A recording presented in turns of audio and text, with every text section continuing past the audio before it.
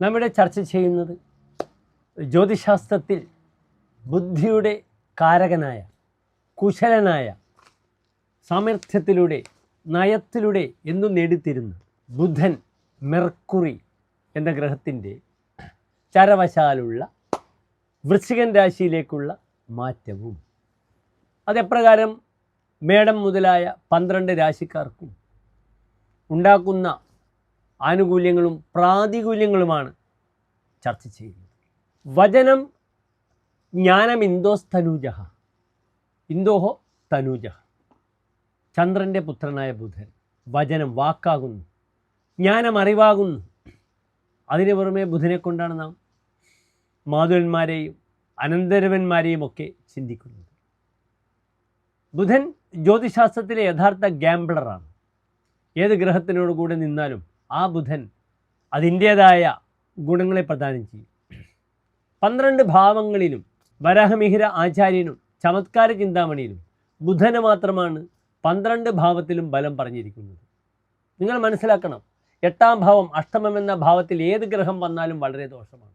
അവിടെ വ്യാഴവും ശുക്രനും വന്നാൽ നീചഹ എന്നാണ് ഫലം പറഞ്ഞിരിക്കുന്നത്. അവിടെ പാപഗ്രഹങ്ങളായ സൂര്യനും ചൊവ്വയും ശനിയും ഒക്കെ വന്നാലും സ്വൽപാത്മജോ നിധിനകെ വികലക്ഷണ. ദൃഷ്ടികൾക്ക് വൈകല്യം, കണ്ണുകൾക്ക് വൈകല്യം വരിക, സന്താന വിഷയങ്ങൾക്ക് ക്ലേശമുണ്ടാക്കുക. പക്ഷേ 8ാം ഭാവത്തിൽ ബുധൻ വന്നാൽ ഒരൊറ്റ ഫലം മാത്രമേ ഹോരാചാര്യർ പറഞ്ഞിട്ടുള്ളൂ. എന്താണ് ആ ഫലം?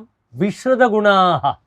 പ്രസിദ്ധങ്ങളായ ഗുണങ്ങളാൽ ഒരു വ്യക്തി ആദരിക്കപ്പെടുമെന്നാണ് പറഞ്ഞിരിക്കുന്നത്. പക്ഷേ അവിടെയും ബുധൻ ഈ അഷ്ടമഭാവം നിൽക്കുന്നത് ഉച്ചക്ഷേത്രത്തിലും സ്വന്തം ക്ഷേത്രത്തിലും സുഹൃക്ഷേത്രത്തിലുമാണെങ്കിൽ അതിന് ബലം വരും.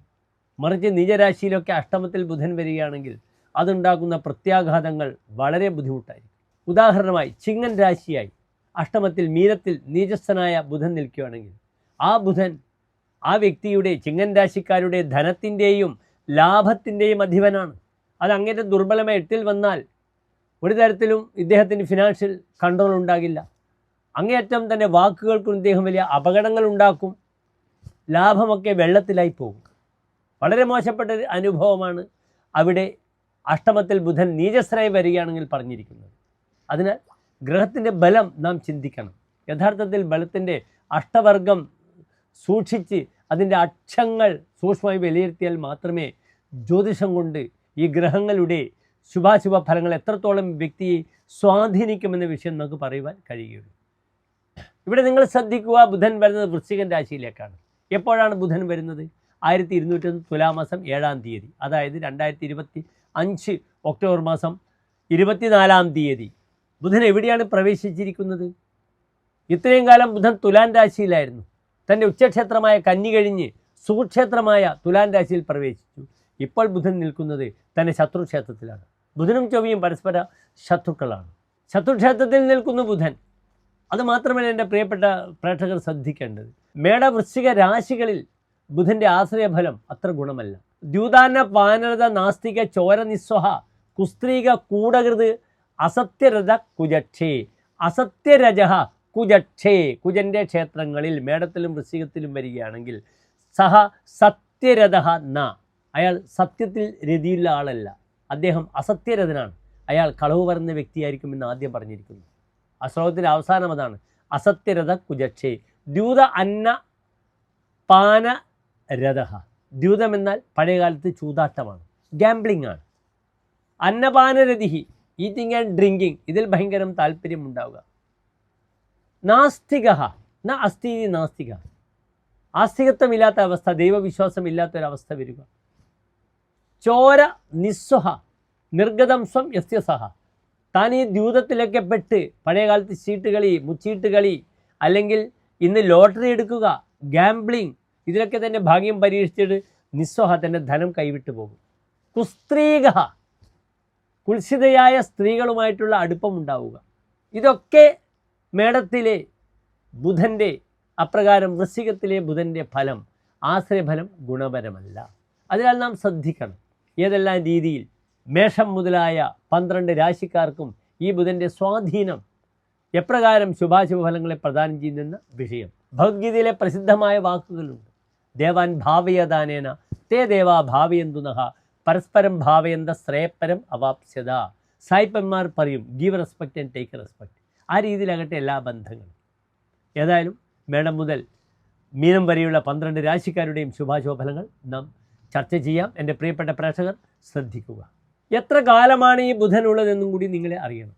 തുലാമാസം 7-ാം തീയതി വൃശ്ചികത്തിലേക്ക് വരുന്ന ബുധൻ ഒരു മാസക്കാലം കൃത്യം വൃശ്ചിക മാസം 7-ാം തീയതി വരെ, അതായത് ഒക്ടോബർ 24 മുതൽ നവംബർ 24 വരെയുള്ള ഒരു മാസക്കാലം ആ രാശിയിലുണ്ട്. പെട്ടെന്ന് ഫലം ചെയ്യുന്ന ഗ്രഹമായിരിക്കും ബുധൻ. അതിനാൽ ഈ ബുധൻ്റെ ശുഭാശുഭഫലങ്ങൾ എൻ്റെ പ്രിയപ്പെട്ട പ്രേക്ഷകർ ശ്രദ്ധിക്കുക.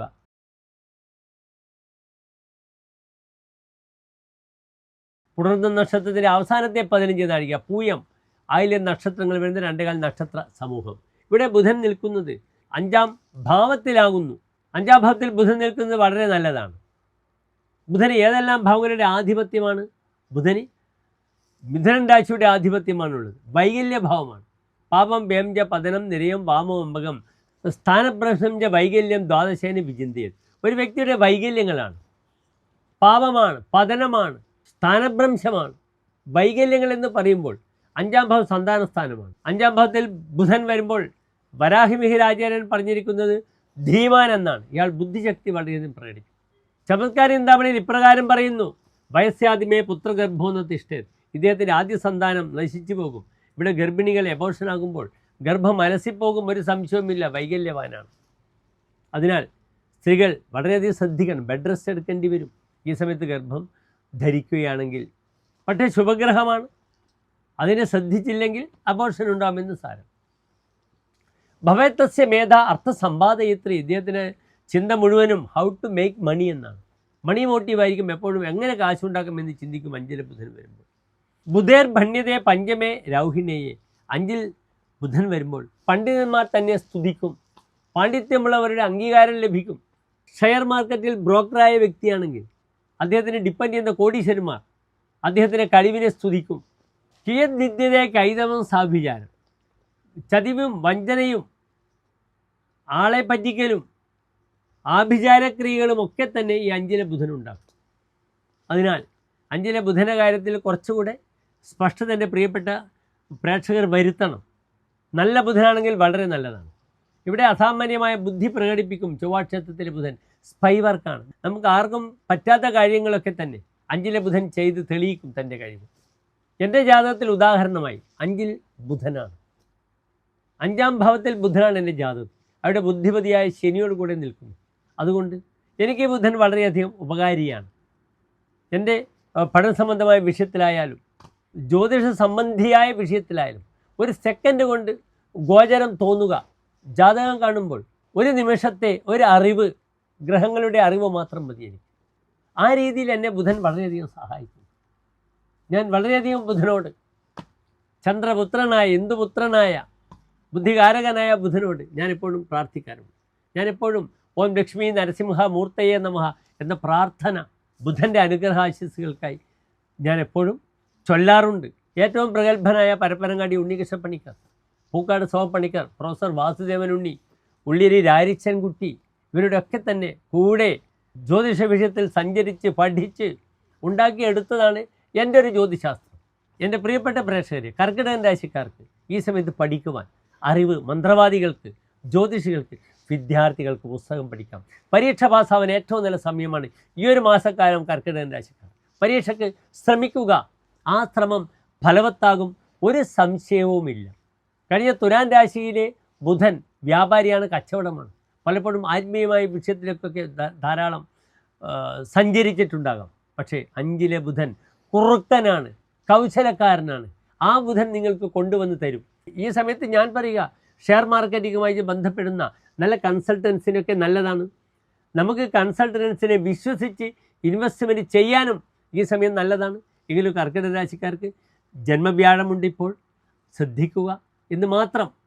ഈ ബുധൻ ഏതായാലും വളരെയധികം സംഭാവനകൾ ആർക്ക് ചെയ്യും?